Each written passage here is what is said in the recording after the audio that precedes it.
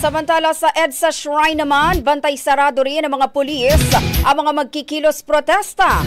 Kaugnay pa rin ho sa kaarawan ni dating Pangulong Duterte. Si Brigada Jigo Custodio sa detalye, i-brigada mo! Brigada!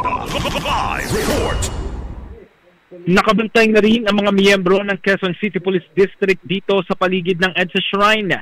Ito ay dahil sa isasagawang prayer vigil ng mga taga-suporta ni dating Pangulong Rodrigo Duterte kasabay ng kanyang ika-80 kaarawan. Aabot sa mahigit 100 pulis ang nakakalat dito sa EDSA Shrine para tiyakin na seguridad at kaayusan. Sa ngayon ay nananatili pang kalmadong sitwasyon dito sa EDSA Shrine. Inaasahan na mamayang alas 6 ng gabi dadagsa ang mga taga-suporta ni dating Pangulong Duterte para sa kanilang prayer vigil. Samantala, bago pa mag-umpisa ang prayer rally dito sa EDSA Shrine, una na nagkaroon ng motorcade ng mga Duterte supporters sa bahagi ng Quirino Grandstand. Matapos ito ay didiretso sila papunta sa Bonifacio Shrine.